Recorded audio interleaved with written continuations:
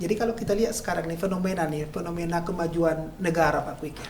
Orang kan sekarang melihat bahwa bagaimana Cina itu sekarang kelihatannya kan menjadi sangat dominan nih sekarang Pak. Bahkan perekonomian dunia kelihatannya menjadi dominasi oleh Cina nih Pak. Dengan sistem sosial market ekonomi mereka nih Pak Quick. Ini bagaimana menurut Pak Quick nih Pak? Ya, kalau saya kan simpel sekali. Jadi saya kembali kepada definisi. Yang saya katakan sistem ekonomi sekarang hampir semua negara menganut satu sistem, yaitu sistem kapitalisme yang pertukaran barangnya didasarkan atas supply and demand yang dinamakan mekanisme pasar, tetapi dengan peraturan dan pengaturan oleh pemerintah seperlunya untuk memperoleh keadilan.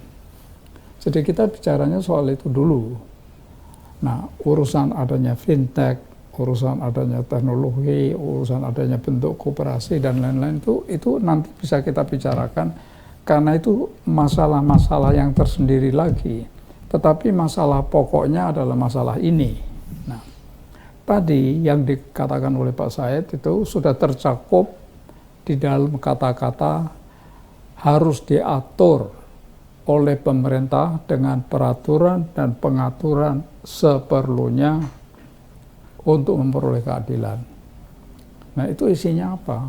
Peraturan itu isinya apa?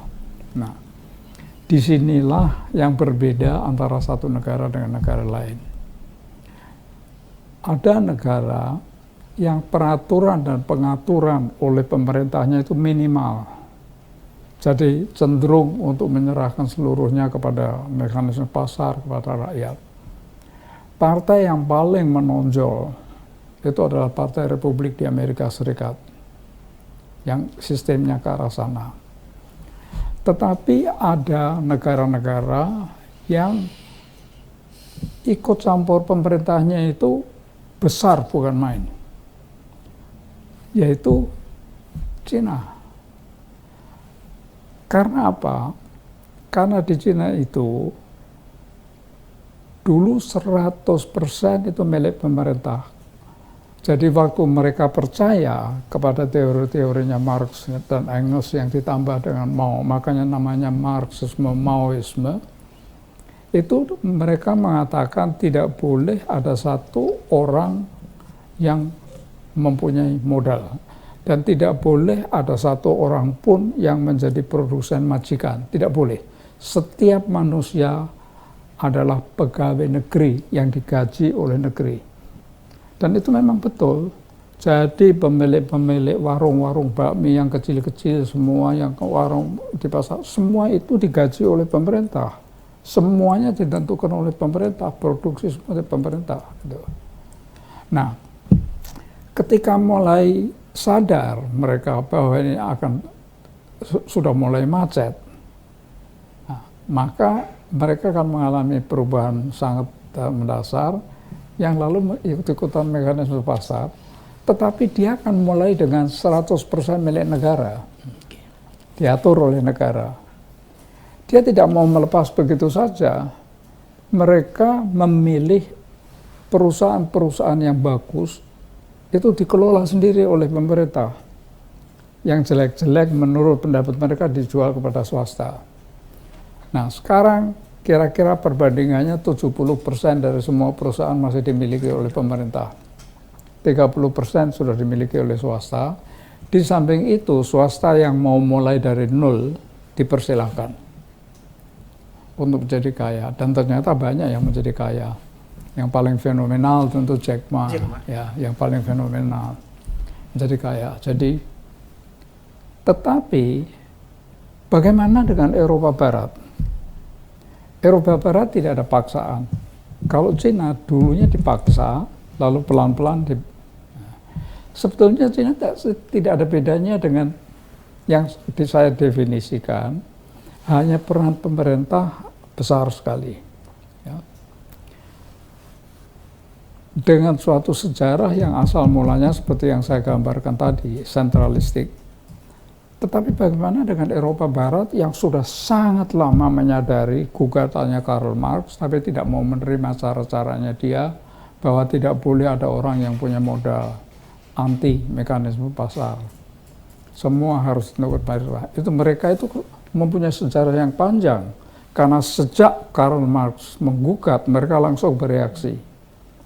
Oleh karena itu mereka mempunyai peraturan dan pengaturan yang boleh dikatakan ideal, sangat sempurna.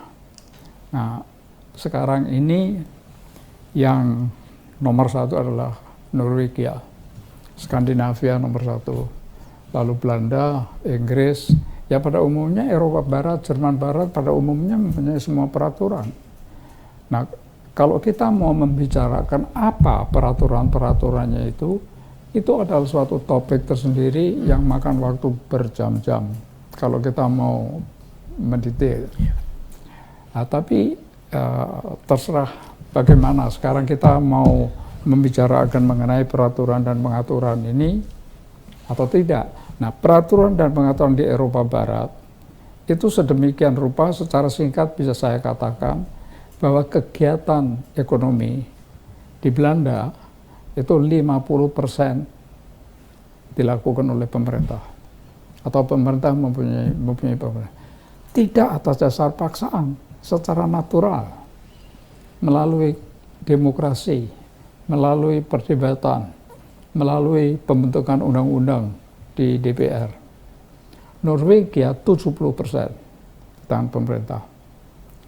Nah, apa semua kok sampai bisa 50%, kok sampai 70%? Apa itu yang mau dibicarakan atau kita akhiri tentang, atau kita kembali lagi kepada konsentrasi pada yang saya kemukakan tadi, kapitalisme dan sebagainya itu betul atau tidak? Namanya berbeda-beda. Ya, negara-negara menyebut negara kesejahteraan, welfare state. Ya. Indonesia sebetulnya akan menjalankan hal yang sama, tetapi menyebut inilah sistem ekonomi Pancasila. Masih menjadi perdebatan. Tiongkok mengatakan social market economy, tapi isinya apa? Isinya sama semua. Yang berbeda kadar campur tangannya pemerintah, besar kecilnya campur tangan pemerintah, itu yang berbeda. Baik Pak Kwik, ini menarik nih Pak Kwik. Saya jadi teringat beberapa tahun yang lalu, seingat saya Pak Kwik itu pernah memberikan semacam kuliah tamu di Simon University Pak, di Cina Pak. Itu bicara mengenai hal yang Bapak ceritakan tadi gitu Pak. Pada waktu di sana, pesan utama Bapak yang Bapak sampaikan kepada mahasiswa-mahasiswa di Simon itu apa sebetulnya Pak Kwik? Ketika itu karena itu university ya, Iya Pak Kwik. Xiamen University mengundang saya untuk memberi mata kuliah, untuk memberi kuliah perdana. Jadi sebelum pembukaan tahun kuliah baru mereka selalu mengundang, saya diundang salah satunya. Di sana ya seperti yang kita bicarakan. Seperti yang kita bicarakan, saya memberikan pemahaman kepada mereka tentang mengapa mereka kesasar sampai demikian lama. Dan mengapa mereka beralih, dan mengapa mereka sekarang berhasil.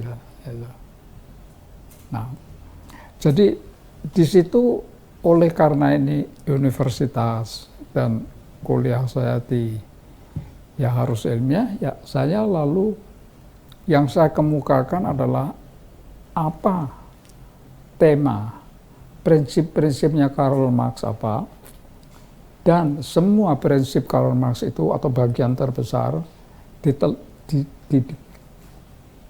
dibantah secara sangat fatal oleh Schumpeter, itu satu persatu. Yang namanya teori nilai lebih, Samenbruchs teori, bakal ambruk kapitalisme, teori nilai lebih, teori eksploitasi atau lompa-lom, semua itu satu persatu saya kemukakan. Jadi sebetulnya tidak ada bedanya, cuma ini masalahnya seperti yang saya kemukakan yang gampang. Tetapi kalau kita ingin membicarakan satu persatu secara detail mendalam, itu bisa setiap aspek merupakan satu topik tersendiri yang sangat mendalam. Saya ambil sebagai contoh ya. soal sistem jaminan sosial. Kita hanya mengenal Jamsostek, jaminan sosial tenaga kerja. Yang isinya adalah jaminan pensiun, jaminan hari tua, jaminan keselamatan kerja, lalu kemudian BPJS kesehatan dan BPJS tenaga kerja. Nah, sedangkan di negara-negara Eropa Barat itu 100 lebih dari undang-undang. Setiap sistem, setiap santunan itu dituangkan dalam satu undang-undang sampai. Jadi nanti kalau tergantung masih ada waktu atau tidak, dan tergantung Pak Rektor mau membahas atau tidak, saya bisa memberikan suatu gambaran mengenai seberapa banyak, seberapa dalam mereka melakukan peraturan pengaturan ini. Gitu. Itu bisa menjadi topik menarik di pertemuan kita berikutnya, Pak Kwik. Ya. Ya, kita akan set waktu dan mengundang Pak Kwik membicarakan masalah itu, Pak Kwik. Sebelum kita menutup sesi ini, Pak Kwik, barangkali kalau kita turunkan nih Pak Kwik, bagaimana sebetulnya Pak Kwik sistem ekonomi di Amerika, kemudian ada di Singapura, kemudian ada di Cina, dan bahkan di Indonesia sendiri, Pak Kwik? Semuanya sama. Semuanya sama. Hanya kadar ikut campur tangan pemerintah berbeda. Di Amerika, kalau yang menjadi presiden dari Partai Republik, kecenderungannya ikut campur tangan pemerintahnya sedikit. Kalau yang menjadi presiden dari Partai Republik, itu ingin ikut campur. Sebagai contoh konkret ya, ketika Obama menjadi presiden, Obama itu ingin meniru sebanyak mungkin apa yang dilakukan oleh Eropa. Tetapi oleh Partai Republik dia dimaki-maki sebagai komunis.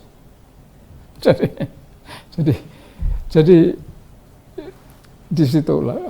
Sekarang kalau kita melihat negara-negara Eropa Barat, rata-rata sudah merupakan negara kesejahteraan, welfare state, dengan peraturan pengaturan yang banyak sekali, tapi swasta juga mempunyai kebebasan.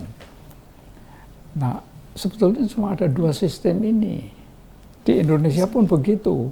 Nah, apakah betul di Indonesia begitu? Kan baru kita diskusikan. Waktu saya tanya boleh. Jadi semuanya boleh asal peraturan pengaturan oleh pemerintah. Nah, sekarang peraturan dan pengaturan oleh pemerintahnya ini yang perlu dibicarakan. Ini kalau di Eropa Barat seperti apa? Nah, kalau di Amerika seperti apa? Dan di Indonesia seperti apa? Ini yang perlu kita bicarakan. Kalau mau mengenalin satu, tapi sebetulnya secara prinsip semuanya sama. Kadar ikut campur tangannya pemerintah saja yang berbeda.